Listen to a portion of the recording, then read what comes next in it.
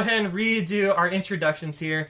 We have a very special guest with us today for Interview Thursday. We have International Master John Ludwig, a very well known chess player in the Florida scene here.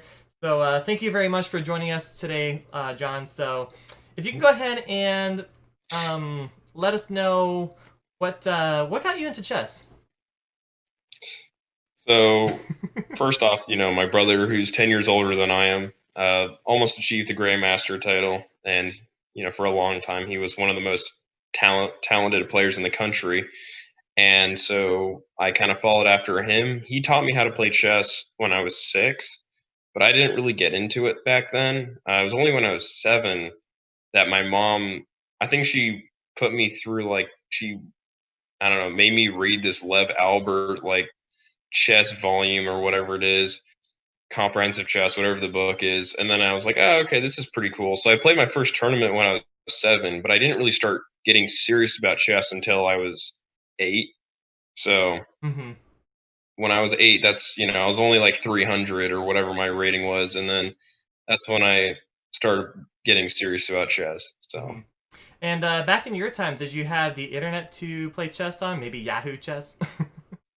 um, I think back then I was mainly playing on ICC. Mm-hmm. ICC, yeah, Blitzen or whatever. I mean, it was so good back then. It's so much better than what we have now, honestly.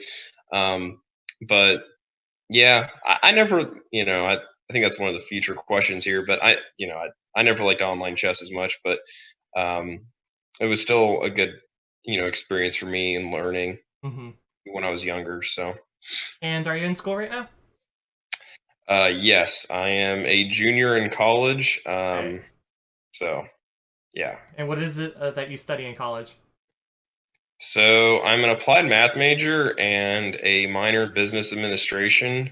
I've already switched my major once. I might actually switch it again, just to a full out like business administration major. Mm-hmm. Um, or I might switch schools. I don't know yet. It's kind of hard because I have so many credits and I don't want to lose all of them. But I don't like my major, so yeah, it's kind of what it is. Yeah. And what is it you do besides chess on the side? So I'm also a DJ. That's one All way to right. make money. And I also roller skate, and roller skating, I teach roller skating lessons as well, besides chess lessons. Cool. So I make money with teaching and DJing essentially. As a So college student, got to make money anywhere you can. yeah, Yep. pretty much.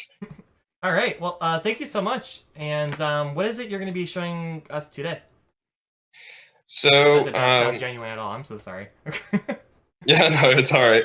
So I wanted to show 2 games today, and both of these games are from the tournament where I clinched my third international master norm, which got me the title Hmm. because I'd already passed 2400 FIDE a while back. Um, and you know, the title of this, series of streams is, psychology and competition. And so when you're trying to get your international master title or really pass any milestone, um, it can be very challenging psychologically Hmm. because you know the pressure builds up a lot. Um, so I mean, some of you out there, you might be trying to hit expert or maybe master. International master is very very hard to get, um, and eventually I'll go after grandmaster. But this this tournament here was a 9 round tournament in Charlotte, and funny story, going into this tournament, um, my family actually thinks I had COVID. Looking back, this was in December, like end of December 2019, and it's possible I actually had COVID because I was incredibly sick before the tournament and then going into the tournament. So like in the middle of the tournament, I hadn't eaten, or like the first 2 rounds, I think I hadn't eaten or slept in like 4 days. Hmm. And like it was just a really terrible flu I had. It could have been COVID actually. So, Thanks. um, so interesting backstory there. So psychologically, I already wasn't doing great, but so I drew my first 2 games, and that wasn't great. But then I won my third game, and then I think I won my fifth game, and then to get your International Master norm in these sections, you have to get +4. So I needed 4 wins and 5 draws, basically. So I had 2 wins, and in the 4 remaining rounds, I needed 2 more wins. So this was game 6 that I want to show, and I'll show game 8 as well. And so I knew I needed to win, and so in this game, I'm playing Gary Shankar, who's a very strong FM. I think he has like 6 IM norms or something, Or- but he's never passed 2,400 FIDE, so he's never gotten the title. Oh no. So I had the opposite problem. I passed 2,400 FIDE like in 2015 or something, and then it took me forever to get the 3 norms. Anyway, so but he's a very strong FIDE master, and I needed to win in order to maintain hopes of getting my International Master norm. And so in this game, I was white, and I played E4. So he plays the Carol Khan. You have normal Carol Khan. I just played this one because, I used to play the advance, but I don't like the advance because when you play E5, they play C5, and it's just not good for white, in my opinion. But Bishop F5 is okay, but at C5, I think is clearly the better move. I won't discuss that. Fair enough. Are you mainly an E4 player? Yes, I am mainly an E4 player. I have played D4, I've played C4, I've played Knight F3, I've played everything, but I think E4 is just what I'm most comfortable with. Gotcha. So he plays Knight F6, which is a pretty topical line right now. This E takes line. Basically, what Black wants to do is get the open E file for his rook, and also just have open bishops and just a lot more space than he normally would in the Caro-Kann. And so, at the cost of obtaining a slightly inferior pawn structure. And where White's main advantage lies in this is having an extra center pawn. So the D pawn, if I could play C4, D5, let's say, C4 and D5, then I'll have a passed pawn. So that's where my main advantage lies. So C3, defending D4, this is all very topical. Queen C2. Now, rook E8 check, knight E2. Mainline theory. Now, this is an interesting position for Black because I'm threatening bishop takes H7 check, and it's really up to Black to decide how he wants to defend the pawn. Every way of defending the pawn has been played here, and my opponent plays the current popular way, which is H5. Throw the H pawn at the board. Yep. Yeah, exactly. So King H8 has been played. G6 for the longest time was the main line, but it's been discovered that White just goes H4, H5, and White's attack is usually faster. Oh. So most players have switched to H5. H6 and King H8 are also moves. King H8 with the idea of bishop takes H7, then G6 trapping the bishop. So H5 is the main line, and the idea is to gain space and often push the pawn from H4 to H3. It's a really weird line. Carlsen's plays this and whatever else. I play bishop E3, just blunting the effect of the rook on E8. Knight D7, castles. Now, leading up to this game, knowing this is a must-win type of game for you to obtain your master title, how did you prepare beforehand? So I knew my opponent played the Caro-Kann, but I didn't know he played this line because I know previously he played the bishop F5 main line Caro instead of this knight F6 line. So I thought he was going to play that. So when he played this, I was kind of surprised, but I was okay with this because I'm like, okay, we got opposite side castling. This is more combative, right? Than the bishop F5 lines. Bishop F5 is just kind of boring. So when he played this, I was actually kind of happy. All right, cool. Because I know I needed to win. So and by the way, about me, I don't do much preparation in general. I've never officially had a coach. I mean, I got a few lessons from Lars Bohansen, but that's really the only coaching I ever received. A lot of people are like, "Oh, John, your brother taught you." No, he actually didn't.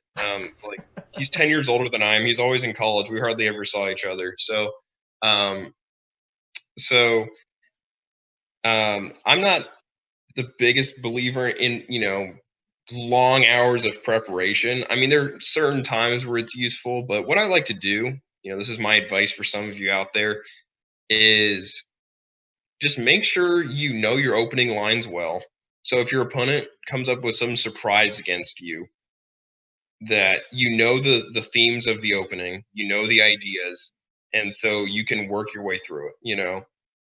And just feel Um, comfortable. exactly, because if you play, if you study for hours and hours, like, oh, I'm gonna win some brilliancy prize with this 30 move preparation, it's just like, to me, that's not enjoyable. Now, for some people, it might be more enjoyable, but like, that's just so tedious at a point, and I'm like, come on, I'd rather just watch a football game or something. Like, I don't know. Yeah. All right. Anyway, so so my opponent plays knight f8, right? And what this does is it just opens up the bishop on c8 to come to e6, attack the a2 pawn, and prepare a queenside attack. Mhm. So I play king b1 in preparation of bishop e6. So bishop e6, and now I'm like, okay, let's start advancing my pawns, because the main advantage of my position is my extra pawn in the center. And also another point behind c4 is if I allow him to play b5, then he really gets a lot more control of the light squares, and I don't want to do that. And also, it's worth mentioning that there's some tactical ideas. Like, let's say I play knight f4 instead. Okay. All right, yeah. Let me use some arrows. So black wants to play b5 and just control these light squares here.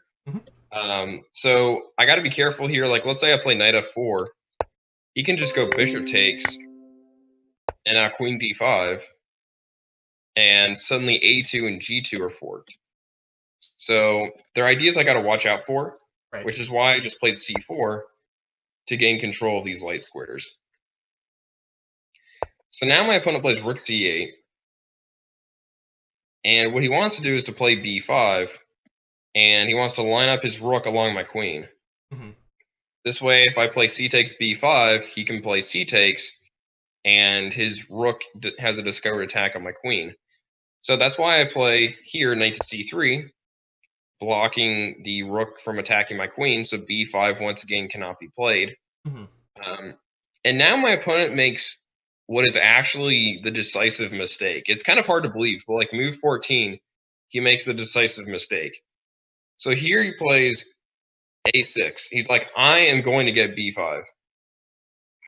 I'm surprised this is a mistake. Wow. So he's like, I am going to get b5, right? Okay. So if you notice, I alluded to this before, my entire idea is to play d5, right? So this is the advantage of having an extra center pawn. And if you look, I've brought my knight to c3 to help defend d5. Right. I have my rook on the d file, preparing d5. Like, everything is just waiting for d5 to happen, right? So here, I don't want to play d5 immediately, because let's say I play d5 here, right? Then he can take it, and that would open the c file up. And something like this, he could even just go bishop takes, and I can't take his bishop back because of the pin to my queen with the rook on c8. So first I play c5. So now he plays bishop to c7, and now I play bishop to e4. So now it's like I am going to play d5, and there's nothing he can do about it. And he's not getting his b5 idea. Yeah. And yeah, exactly. He can't play b5 now because c6 is hanging, and plus I already have the b6 square guarded. So he's already in a really sketchy situation, because d5 is basically going to win the game, because his queen is short of squares, and also my bishop on e4 is just going to win the b7 pawn. Because after d5, he's going to have to take it, and then knight takes. I'm going to be able to do some discovered attack on his queen and then win the b7 pawn, my bishop on e4. This bishop is an incredibly strong piece. But yeah, this queen is very short on squares, and it helps having my rook here on d1. So my opponent comes up with what he thought was a clever solution, and what I originally thought was a clever solution: bishop g4. So this move, when he first played it, I'm like, oh man, that's really annoying. So what the idea is let's say I play like a normal move like f3, right? Just blocking the bishop from attacking my rook.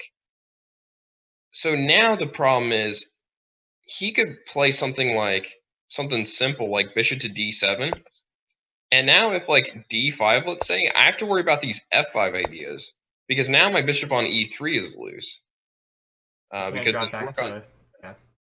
this rook on e8 is targeting my bishop on e3. Now that I've moved my pawn to f3 from f2, my bishop on e3 is undefended. Mm-hmm. So I'm like, okay, this doesn't seem like the ideal solution.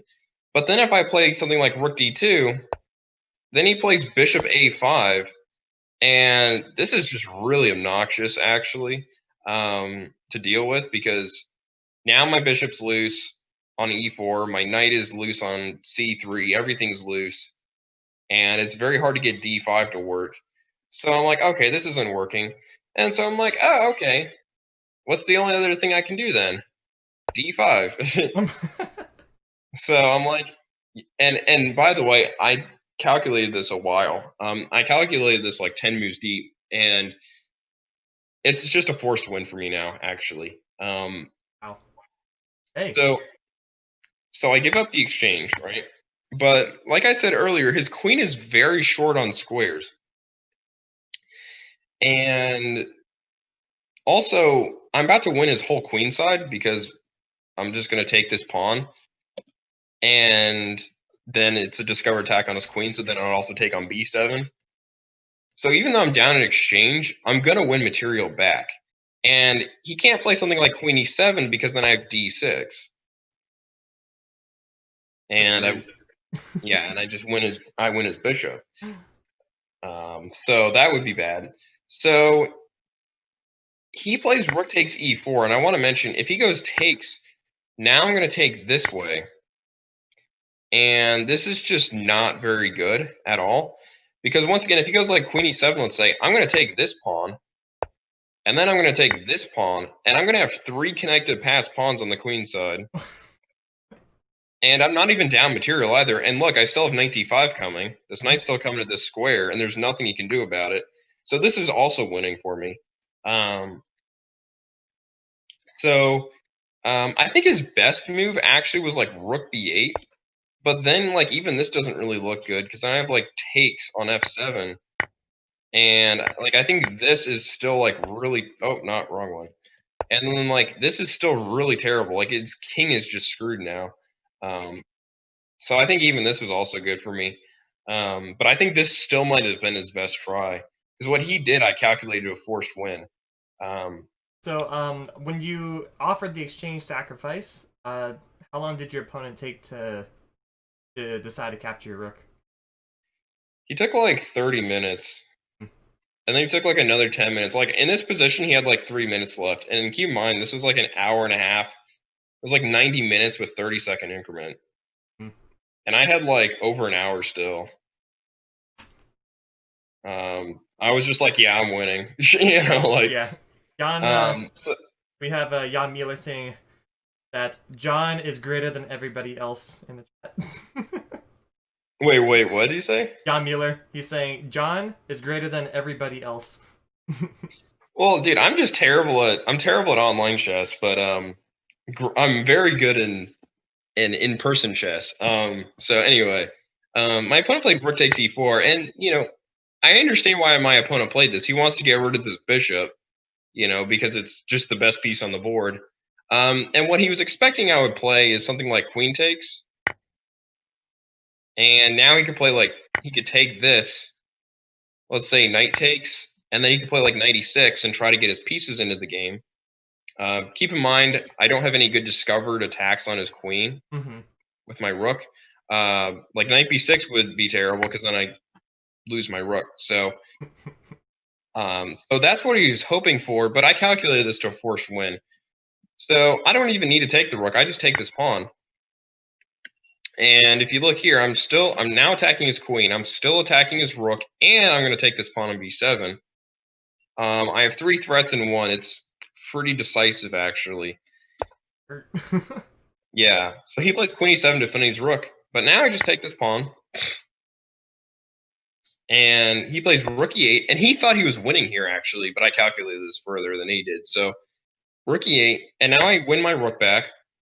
Or technically in exchange, because I have to give up my knight. Right.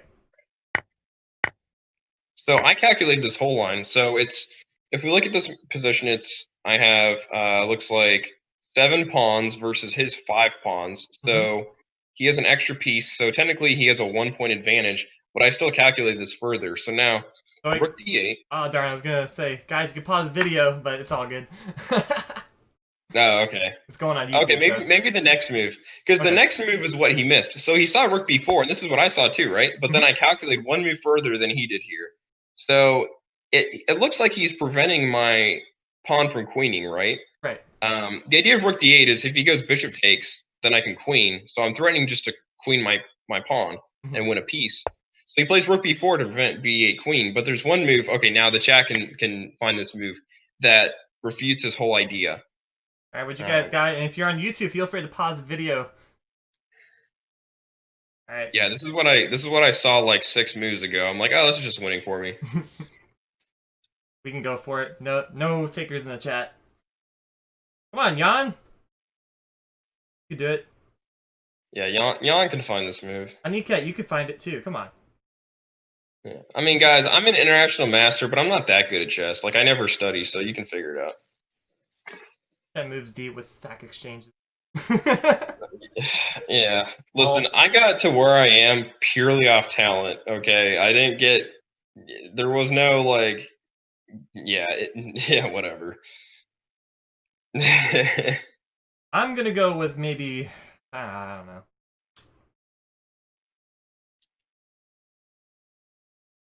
Take.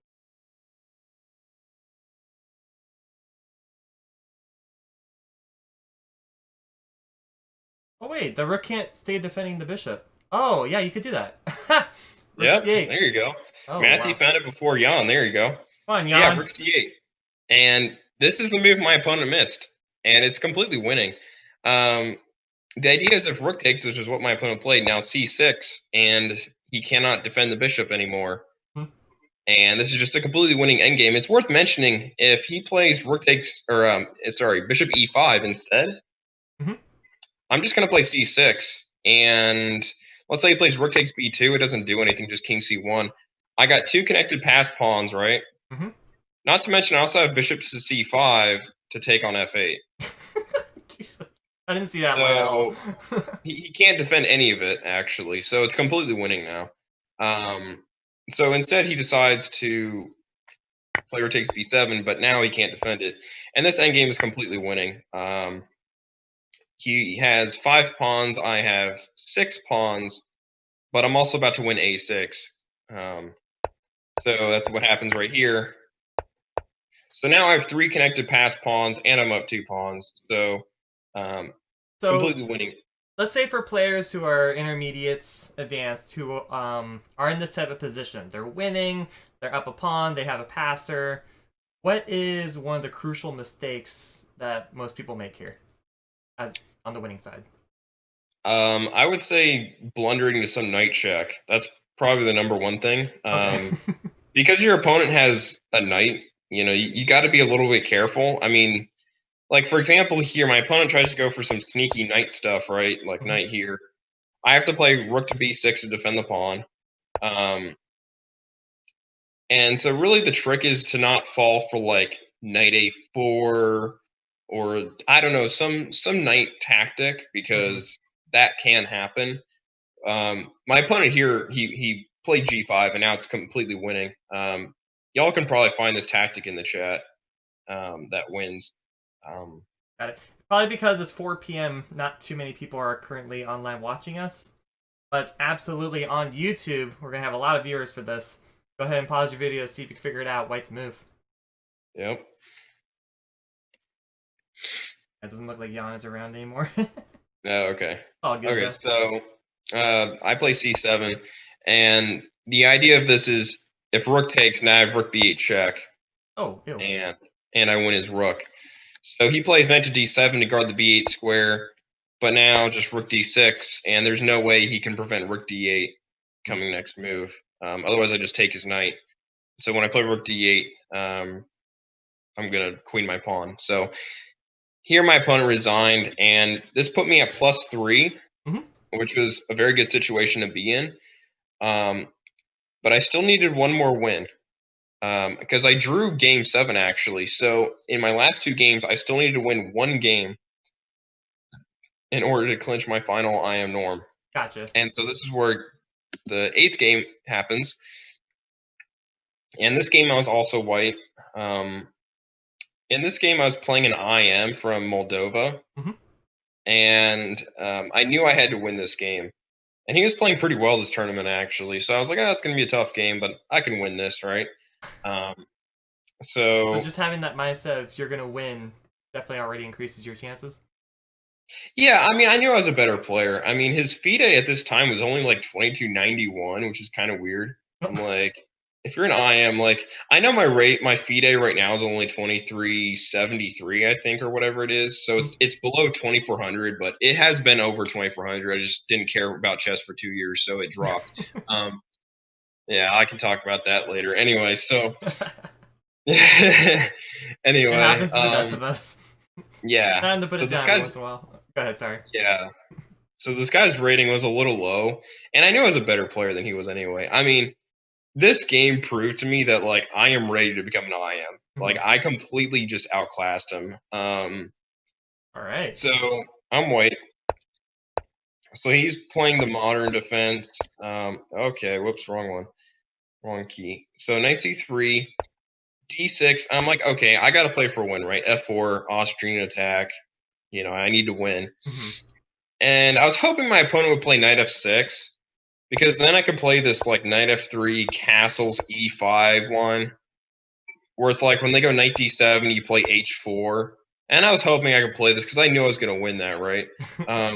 I'm like, he's not going to know what to do. Straight up attacking chess. Yeah, exactly. No, it's like you go like, you do this, you play h4, you go h5, you like sack all your center pawns, but it's fine because then you just mate your opponent, It's fine for black, but he has to know really what he's doing. But instead, my opponent plays this c6 move, and I was so annoyed because I'm like, oh, come on, he's going to play d5 next move and try to lock up the position. I'm like, oh, man, this is depressing. So I played bishop e3, and now there's a very important theme I want to share with this game. Okay. Knight f3, I don't like. Like, it's the main move, but this allows bishop to g4. And in these positions, the bishop on g4 is always the worst piece. Or the bishop on c8 is always the worst piece for black. Right. And so black wants to trade it off. And he really wants to trade off for the knight on f3. Because the knight on f3 is defending the pawn on d4 and is really what's keeping white center together. So even though white would get the bishop pair if black takes on f3. In the end, this actually helps black more than it helps white because black gets rid of his best piece and is left with his really good bishop on g7, harassing white's pawn center. Kind of reminds me of one of the ideas in the exchange French. Similar theme. Yeah, it could be. I mean, to be fair, the exchange French though, it's like black c8 bishop isn't really that bad in that because white has already taken on d5 and opened up the bishop. So, gotcha. But it could be that too. Okay. So that's why I play bishop e3. I don't want to put my knight on that, commit my knight to that square and allow bishop to g4. Now my opponent plays d5. I play e5, and I don't want to allow him to take on e4. Like let's say I play queen d2, because now my pawn on f4 wishes it was on f2. Now I just have extra weak light squares, and now my bishop on e3 is blocked too. It can't go to h6 or g5 or anything, so that wouldn't be good. So that's why I played e5. Now, do you? So now my opponent plays h5, and this is he's basically playing a Gurgenidze variation, but a tempo down. The Gurgenidze variation is when Never heard that that's the one name of before. it. What's up? Never heard that name before, Gurgenidze. No, it's the name of a Georgian chess player, not the state Georgia, the country Georgia. Gotcha. That's his name. I don't know. Okay. And so the system is like you just put all your pawns on light squares, just control all the light squares. Like you give white extra space in the center, but you live with it as black. And like black wants to put a knight on f5 and trade off this light squared bishop for white's knight that's coming to f3 inevitably. Yeah. But it's basically a tempo down because usually black plays c6 and d5 in one move or two moves. Now in this game he played c6 or d6, then c6, and then d5. So spend an extra move, but it's a solid position, so he can get away with the tempo loss. So, do you believe your opponent maybe have been playing for a draw game? Not necessarily. Okay. I mean, this can be a fighting opening for sure. No, I don't think so necessarily. So queen d2. Once again, I don't want to play knight f3 because that opens up the possibility of bishop g4 for my opponent. So I play queen d2. My opponent plays knight h6. Now that my queen is not on d1 and bishop g4 is not a threat, now I play knight f3. Mm-hmm. And so my opponent plays this move, bishop g4, and he's like, oh, I'm going to trade off that knight. And in this position, what do you think I played as white? I mean, you want to try and maintain your knight. I'm looking at knight g5, but I don't think he sits there for very long. So h4. Yes. So knight h4, and I blitz this move out, right? And when I played this move, I'm like, I know it's time for me to become an IM, right? Mm-hmm. This is the IM move right here. If you want to know what it looks like, higher level players playing chess, knight h4 is the kind of move they'll play. Mm-hmm. Not trying to be arrogant here, but yeah. Anyway, so give me 3 seconds here. My Wi-Fi went down on my phone, so I don't know if that means we are actually not live. Oh, okay. Double check. That would suck.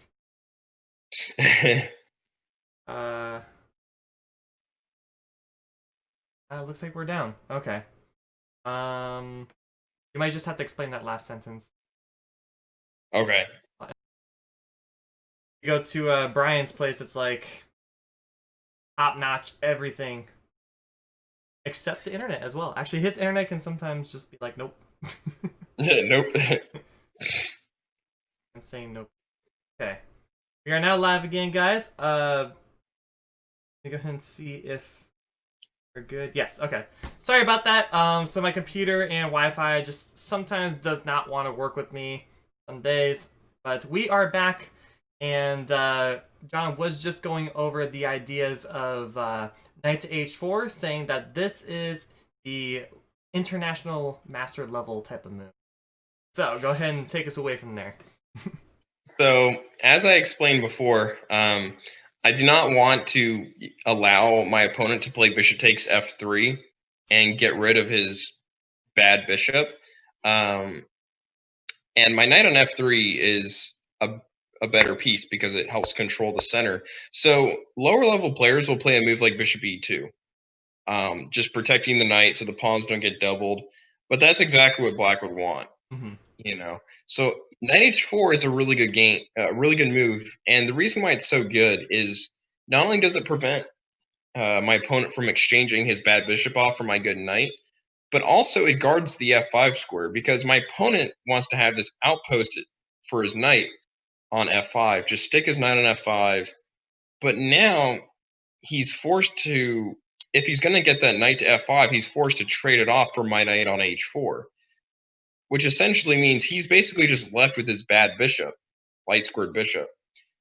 And so at this point, I think I'm definitely slightly better. So he plays knight f5, I take it, bishop takes, and now castles. And so at this point, I definitely think I'm better just because my opponent is left with this bishop. And also worth mentioning, his bishop on g7 is a pretty terrible piece. Now, oftentimes what will happen in this line is, black will play e6 and then reroute the bishop to f8 to support a possible c5, but it takes a while. So here my opponent played knight d7, just developing. I played g3. Now the reason I played g3 is I want to play like h3 and then g4. But let's say I play h3 immediately, then my opponent can lock up my king side by playing h4. And so I'm never going to get g4 in an ideal manner. So I play g3 first. Now my opponent goes all out for the attack. And this was kind of annoying for me, but I played bishop d3. And I didn't want to play this move. But if I don't play bishop d3, let's say I play like king b1 or something, then he's going to play like b4. Let's say knight a4, bishop e4. And now suddenly his bishop is actually a pretty good piece. And so what I reasoned with here, this is how I thought about it, this position. And so this is something worth remembering. Right. My opponent has just played b5, right? His bishop on f5 can now be used as an attacking piece, attacking my queen side, especially the pawn on c2. Okay. So by trading off my bishop, yes, I am trading off what was before his bad bishop. And this bishop on d3 is my good bishop. But the difference is beforehand, now my opponent's played b5, so he has weakened his own position. Because now his c6 pawn is weak. He's weakened his dark squares, especially c5. So if I can eliminate his positional or his attack on my king on the queen side, I'm basically trading off one positional advantage for another. So even though he's getting rid of his bad bishop, he's now going to be left with a weakened queen side pawn structure. So that's something worth remembering. Understanding the potential of an attacking piece.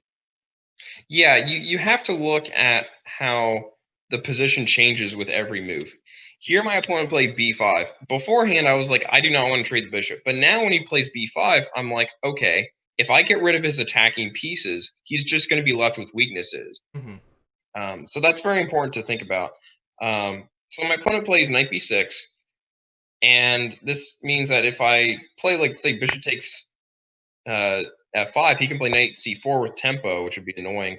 But I play b3, just guarding the squares. e6. Now I decide to take the bishop. Might as well weaken his pawn structure. Right. E takes. He doesn't really want to play g takes because then it'll be hard for him to ever castle. So he plays e takes. And this way he can still castle kingside. So now I have an idea that relates exactly to what I was saying a second ago with his weakened dark squares, right? He's played b5, so now he has the c5 square that's weak. And also something I want to mention here, because his dark squares are weak, I want to try to get my bishop on e3 into the game. And so you'll see me do that right here. So I play knight e2. And you'll see what I'm trying to do here. He plays a5, going for the attack. King b1, a4, and now knight c1. So now you can see what my maneuver is. I want to play knight to d3, and I want to gain control of the c5 square. And also the knight on c1 does a good job of protecting my queen side. And to be fair, like, his attack doesn't do anything here.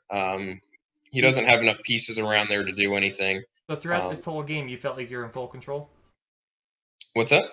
Throughout the entire game, did you feel like you were in full control? Yeah, I felt like I was doing pretty well. So my opponent plays h4, and he makes these next two moves he played are really strange. He should have just kept his pawn on h5 because it does a really good job of controlling my possible kingside advances like h3 or g4. But he plays h4. Now I continue with my plan. I don't mind if he takes on g3 because then I get the open h file. Yeah. So he plays h3 here, and I'm like, why don't you just leave the pawn on h5, right? I don't know why you put the pawn here. And you'll see in a few moves, I just straight up win the pawn on h3 for no compensation. So I was confused. I'm like, I don't know what you're doing. And now, at this point in the game, I realized, okay, what is my worst piece in the game? I've maneuvered my knight from c3 to d3, so now it controls the dark squares and protects my king.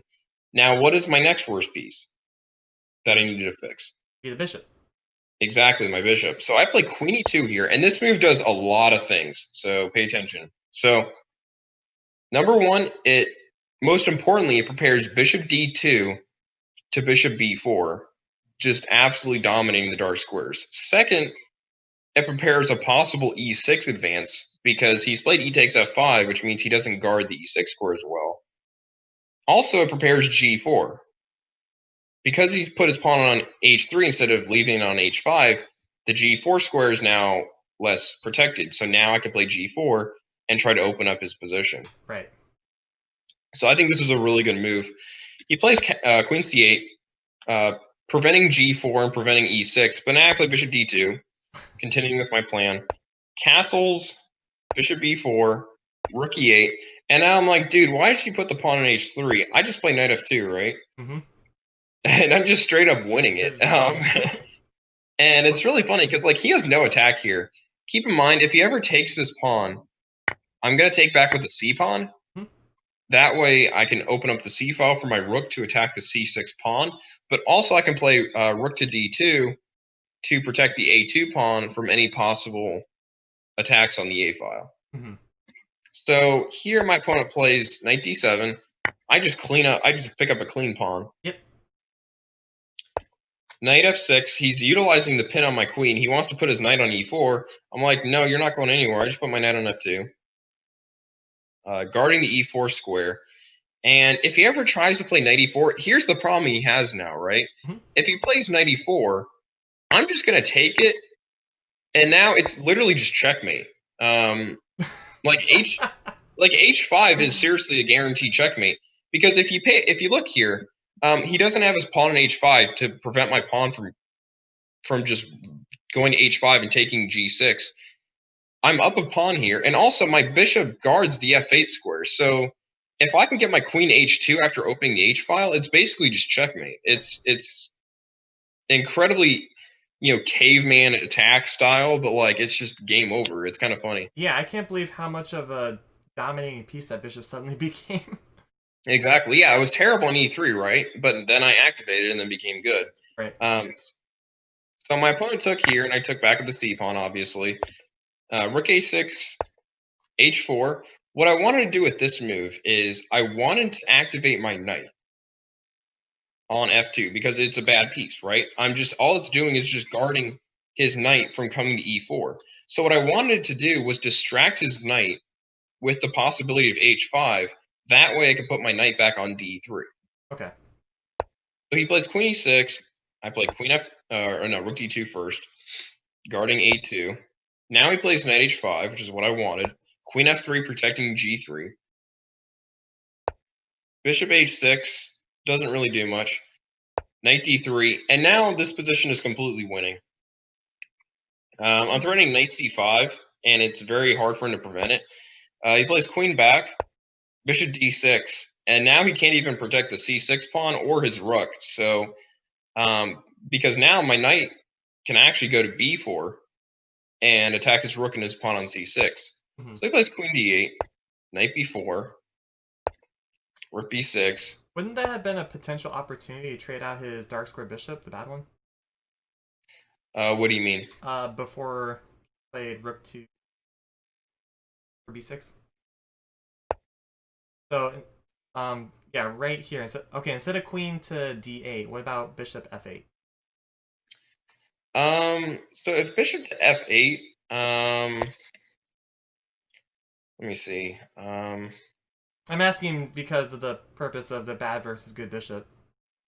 Yeah, I mean, okay, so I'll probably just take it, right? Mm-hmm. I guess king takes, or I don't know, which one do you want to take with? Doesn't matter. Takes. Okay, let's try king takes. So I'm gonna play rook here. I don't know. Rook. 6. I guess everything for black is all passive, so I guess white's just So the problem with this now is I play knight b4. Wherever the rook moves, I'm going to take this pawn. Mm-hmm. Just gonna be crushing. Yeah, exactly. And the thing is, like, even if he moves his queen, let's say to like, well, he doesn't even have any good squares. So he can't even move to d7 because I have knight c5. Yeah, basically the idea is, okay, let's say he plays rook b6. Mm-hmm. I'm gonna play rook c2, just double up, and like rook e6, let's say. I can always play knight b4, and like I can just put everything on this pawn. And if you look, his knight's just stuck on h5. This is just a dominating position. Like queen c5 is coming next move. I'm gonna win c6 inevitably. So yeah, bishop f8 was honestly probably it was probably actually his best move, but he didn't play it. Okay. Because instead, what happens is I just infiltrate his entire position, and now he comes up with this nice idea. I'm attacking c6, knight f6. So if I take his knight, he takes my bishop. So that's not ideal. I don't want to give that up. So now I was faced with this dilemma. Like if I take this pawn, now he can actually take this. Takes, and now knight e4. And I'm like, okay, I need my knight to prevent his knight from coming in. And it's annoying because he's threatening knight to d2 check, right? Right. So if I play bishop b4, now he plays bishop f8. Oof. Trying to distract my bishop. And like my position is suddenly like really uncoordinated. Like if bishop here, he can play queen d7 and try to like bring his rook to a8 or something. I just didn't like this. Like Wow. even though it's still winning for me, I'm still up a ton of material. I didn't like this. So what I did instead was I play bishop here. So he can't move his rook because then I just take his free knight on f6. So he has to play knight e4. He has to commit. I just take his rook, and now queen e3. And so at this point, I decided that, okay, I'm going to give up my bishop instead of my knight for the rook. But this way, I can still keep my knight, and my knight can try to trade off his good knight on e4. So it's worth mentioning, by the way, that if rook takes e5, which is something I saw, and so, yeah, my pawns are pinned both ways. Yeah, it doesn't quite work because I have rook takes c6. Gotcha. Yeah, and he has to keep my queen pin, or the pawn on d4 pin by this, but then I just play check, and now knight c6. So I just wanted to point that out to you guys if you were like, oh, rook takes e5, cool move. Yeah, it doesn't quite work. So so he plays bishop f8, attacking my knight, knight d3, which is fine because I want to put my knight on f2 anyway to harass his knight. He puts his knight back on f6, possibly going to g4. And also, he has to prevent my playing h5 because, once again, if I get h5, and it's kind of just checkmate. Right. Knight f6, knight f2, just guarding all the squares. Rook e6. And now this is where you start going for the tactical play here. I actually give up a pawn because I was not satisfied with playing passively. So I play h5. He has to take the pawn. And now g4. So he plays knight g7. If he takes this pawn, f5 just wins the game. He can't take this pawn because I can take his knight. But then he can't retreat because then I just take and I just take this, and I fatally opened up his king without even losing material, so that's nice. So he plays knight to g7, and now queen h3. So I'm trying to infiltrate. I'm threatening checkmate on the h-file here, and so he has to play f6. So I'm still up in exchange, even though I just gave up a pawn. But by giving up this pawn, what I've done is I've really activated my pieces. I forced his knight back to a bad square on g7, and look how much I've opened up his king now. He takes, and he goes for this tricksy idea, which I knew was coming, but I prepared for it. He plays queen takes, which I know he's going to do, right? Right. The idea is if I take this knight, he's going to take on g7, and he's suddenly like about to mate me. And so I was like, okay, I don't want to do this. Like, okay, king c1, like, this still might be winning for me if I just run my king to d2, but I'm like, this is not worth it. Necessary, yeah. And so I'd already prepared my response anyway. Knight to d3. Now my knight's coming to e5. And what my knight does on e5 is it keeps the king from coming to f7 Mhm. and basically forms a mating net. Once again, I'm trying to just checkmate. Yeah. So he takes the pawn, knight e5. And now, in order to prevent me from just playing checkmate, he has to take this knight. Like, let's say knight e8. I still have queen h7. Yeah. So there's nothing he can do besides taking this knight. But now it's completely over. I'm up 2 exchanges now, actually. And I've blown open his king. So he goes for knight h5. He can't take the pawn back with the knight because I have queen h7 once again. And if he takes this pawn, I can just take c6 and I'm just winning. So he goes knight h5. He's like, oh, look, bishop g7, and I'm gonna checkmate you, right? And I'm like, okay. So I just take this pawn, allow him to do his plan, and I have queen c8 check. And at this point, my opponent resigned because he sees that he has to move his bishop back to f8, which is very sad because now he's no play. And there are a lot of ways I could win. I think I was just going to play queen d7. I could take on c6, but that's not really necessary. I think I would just play queen d7, threatening both queen h7 and queen f7 mating. And there's really no way for him to protect everything. Right. Because his h5 knight's also hanging, and if the knight moves, the rook is active. well, he can't even move the knight because queen f7's mate. Yeah. Because this rook's guarding the h8 square, so so yeah, he can't move here. So it would just be completely over. Actually, maybe he has like, oh, I just found a win. So bishop g7, let's say. I'm going to play queen f7. He checks, but now I can take this knight, distract his queen from the e8 square, and this wins. So I just found that win right now. I don't even know if I calculated that before, but so yeah, after queen c8 check, my opponent resigned. Because I'm up 2 exchanges and I'm mating him, so he's never gonna mate me on a1. So yeah, I'm most impressed that this is your final norm game, and you just put away your opponent like it was nothing. Yeah. I mean, obviously it wasn't nothing because you had to spend time on critical moments, but like. Yeah. That was full domination. I didn't expect that at all. Yeah, this game was very convincing, and it was nice because like the last game, I just needed a draw to clinch my norm, and my Russian IM opponent, he didn't care. He's like, oh yeah, free draw. I'm like, okay, thank you. So yeah, and okay. By the way, y'all, if all you need is a draw to clinch a norm, do not or get enough rating for your expert title or NM title, whatever it is, right? Okay, do not play for a win. Just take the draw.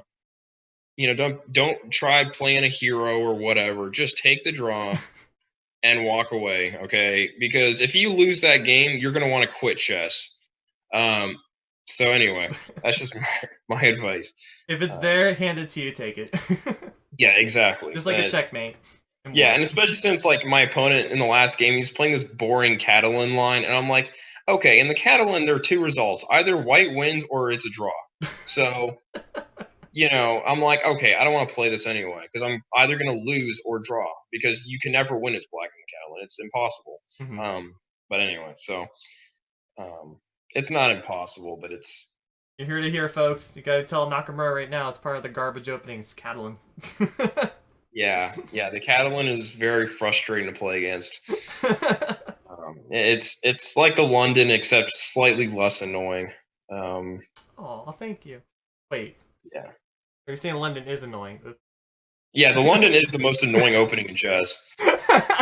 Yeah. Sorry, John. I could do a rant on the London in a separate stream. I don't know. Yeah. That'd be great. Yep. Do you have any more games to share with us today, or is that pretty much it? Those were the 2 games I wanted to show because those were the 2 main games that helped me clinch my norm. If you want to ask me any other questions about recommendations with chess or whatever, feel free. Yeah, I can't think of anything specific. However, I do want to mention to the viewers that John Ludwig is an excellent coach. I had a lesson with him as well, and I learned very much from him. So, 100%, go ahead and get some lessons with him if you want to improve your game. John, do you have an email address? Or you can just go ahead and give it to us. We'll put it in the comments or something. Okay, yeah. So my email address is XRAY, so like X-ray, Uh-huh. J, just a letter, and then 10, number 10, at gmail.com. So xrayj10 at gmail.com. All right, putting that into the comments. It's going to pop up right above or right next to you section. Bam. Cool. Awesome. Thank you so much for being with us. It was a great way to end the September Thursday interviews. Guys, go ahead and tune in. October, we're gonna have all the we have some special guests coming on, and this coming Thursday we're gonna have Florida Chess Association President Kevin Pryor. He's gonna go ahead and share with us a lot of stuff when it comes to leadership. So go ahead and stay tuned for that. It's gonna be a great stream, and we're gonna have this shared on YouTube. So go ahead and follow us back over on Twitch. We're gonna be hosting more interviews, more Tournament Tuesdays, and other fun stuff as well. You're gonna see Brian Tillis popping every once in a while too. So thank you again, John. Any last words? I don't think so. I will say this. Mm-hmm. Enjoy chess. If it's not enjoyable, take a break from it. That's what I did for 2 years. And also find some hobbies, because if chess isn't going well, you got something to back you up on. So that's my advice. DJing and rollerblading. Roller skating, yep. Roller skating, yep. All right, guys. Thank you so much. Have a great day. Yep.